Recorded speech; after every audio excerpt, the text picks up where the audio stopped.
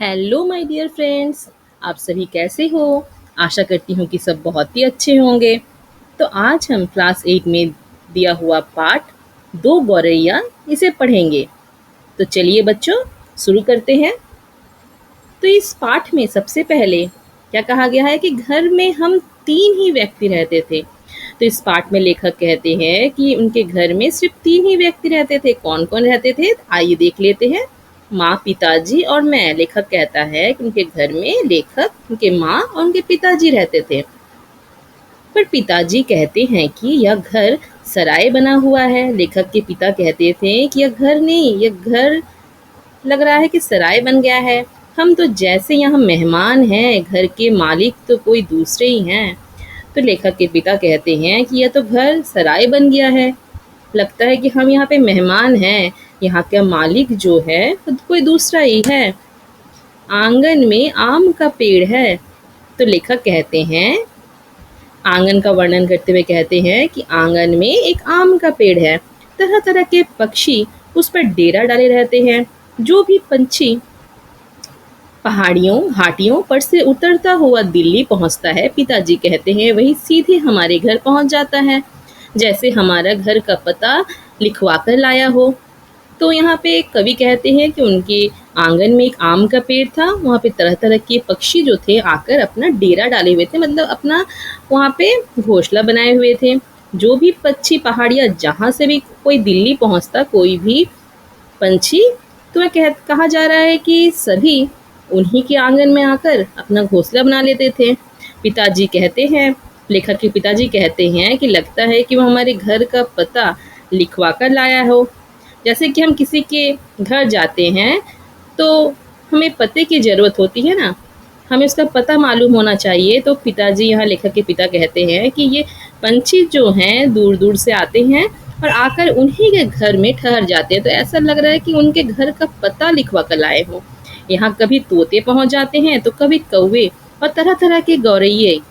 तो यहाँ भी क्या कहा जा रहा है कि कभी उनके घर में तोते पहुँच जाते हैं तो कभी कौवे आ जाते हैं तो कभी गौरैया आ जाती है। तो ये तरह तरह के पंछियों का नाम लिया गया है। वह शोर मचाता है कि कानों के पर्दे फट जाए, पर लोग कहते हैं कि पंछी गा रहे हैं। तो कहा जा रहा है कि वे इतने शोर मचाते हैं कि लगता है कि कान के पर्दे जो है वो फट जाएंगे। लेकिन मनुष्य कहते हैं कि ये पंछी जो हैं वे गाना गा रहे हैं। घर के अंदर भी यही हाल है। बीसियों तो चूहे बसते हैं। तो पहले तो हमने आंगन के बारे में जाना, अब घर के अंदर के बारे में यहाँ बातचीत की जा रही है। तो देखिए घर के अंदर का क्या माहौल है। घर के अंदर में बहुत सारे चूहे रहने लगे हैं। रात भर एक कमरे से दूसरे कमरे में भागते फिरते हैं।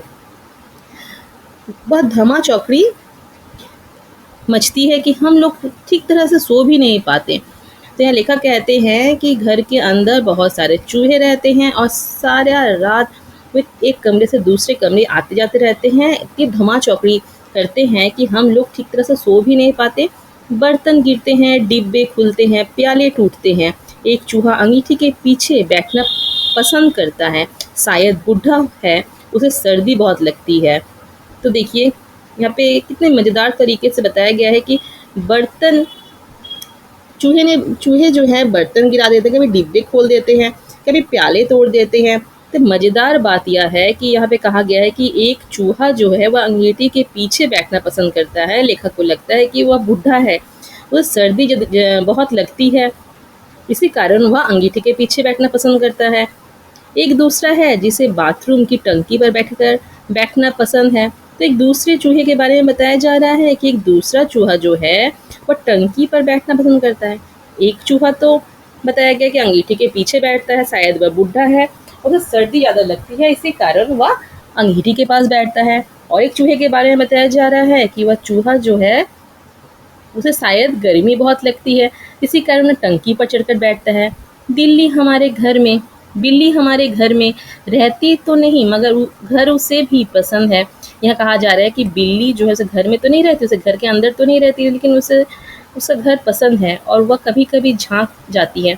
वह भी कभी आती है और उसे घर के अंदर झांक कर चली जाती है। कौन? बिल्ली।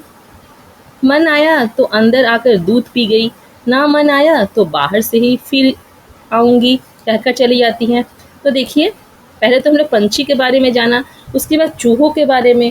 अब यहाँ कहा जा रहा है कि बिल्ली के बारे में, कि बिल्ली जो है वो घर के अंदर तो नहीं आती, लेकिन कभी-कभी जो है उनके घर में आकर झाँक जाती है, तो कभी बाहर से ही फिर आऊँगी कहकर चली जाती है। देखिए कितना व्यंग्यपूर्ण बातें इस पाठ में दिया गया है। बिल्ली की भाषा क्या मनुष्य को समझ में आती है, लेकिन यहाँ पर लेखक कहते हैं कि ऐसा लग रहा है कि बिल्ली उन्हें घरों में झाँक कर फिर चली जाती है। ऐसा लगता है कि वह कह जा रही है कि फिर आऊँगी, यह कहकर चली जाती है। शाम पड़ते ही 2-3 चमगादड़ कमरों के आर-पार पर फैलाए कसरत करने लगते हैं। तो आगे बताया जा रहा है इस पाठ में कि बिल्ली, पंछी, चूहे ये सब तो थे ही। अब चमगादड़ के बारे में बताते हैं कि चमगादड़ भी शाम होते ही उनके घर में आ जाते हैं और ऐसा लगता है कि वे कसरत कर रहे हैं उनके घर में आकर। घर में कबूतर भी हैं। दिन भर गुटरगू का संगीत सुनाई देता है।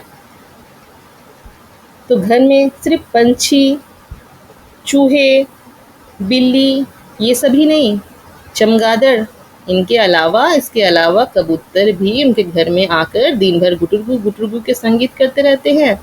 इतने पर भी बस नहीं, घर में छिपकलियाँ भी हैं और बर्रे भी हैं और चींटियाँ की तो जैसे फौज ही छावनी डाले हुए हैं।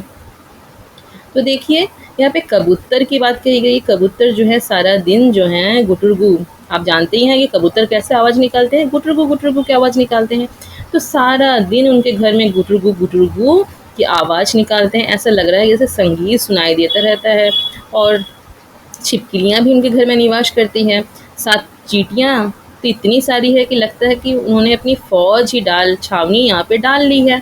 इतनी सारी चींटियाँ हैं उनके घरों में। अब एक दिन 2 गौरैया सीधे अंदर घुस आई। अब एक दिन की बात बताई जा रही है कि 2 गौरैया अचानक उनके घर के अंदर घुस आई और बिना पूछे उड़ कर मकान देखने लगी और किसी से ना पूछना का विचार सूझा उन लोगों को। ऐसा लग रहा है तो वे घूम कर दोनों उनके मकान को देख रही है। पिताजी कहने लगे कि मकान का निरीक्षण कर रही है।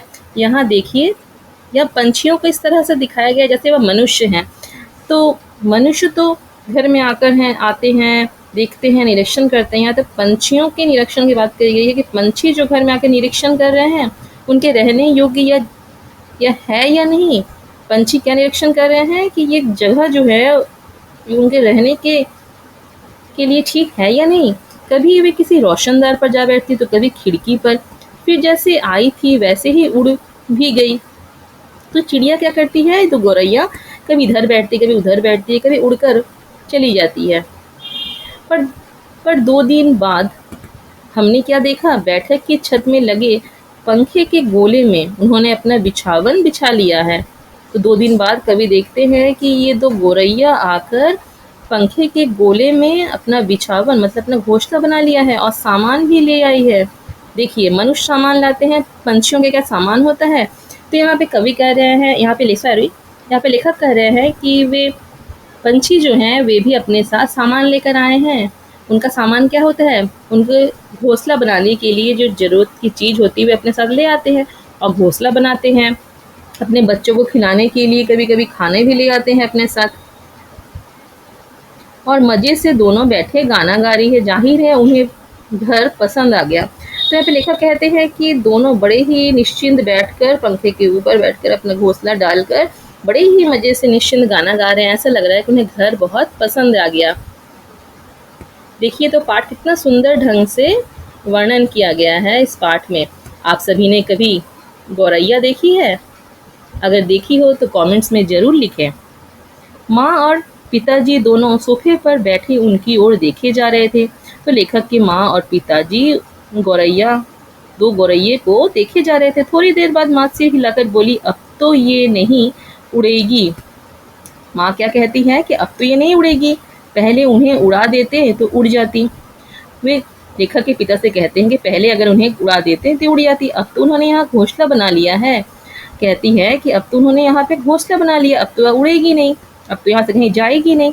इस पर पिताजी को गुस्सा आ गया।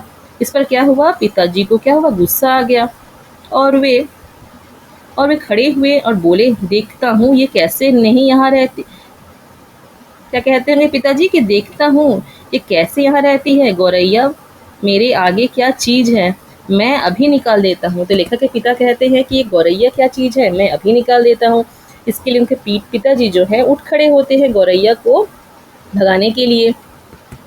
छोड़ दो, चूहे को तो निकाल नहीं पाए, अब चिड़िया को निकालोगे, माँ ने व्यंग से कहा। माँ ने व्यंग से पिताजी को क्या कहा कि चूहे को तो निकाल नहीं पाए, अब चिड़िया को क्या निकालोगे। माँ कोई बात व्यंग में कहे तो पिताजी उबल पड़ते थे। लेखक की माँ अगर कुछ बात व्यंग पूर्वक उनके पति से कहती तो उनके पति क्या करते थे, बहुत ही ज़्यादा गुस्सा हो जाते थे। वह समझते हैं कि माँ उनका मजाक उड़ा रही है। वो फौरन उठ खड़ी हुई और पंखे के नीचे जाकर जोर से ताली बजाई।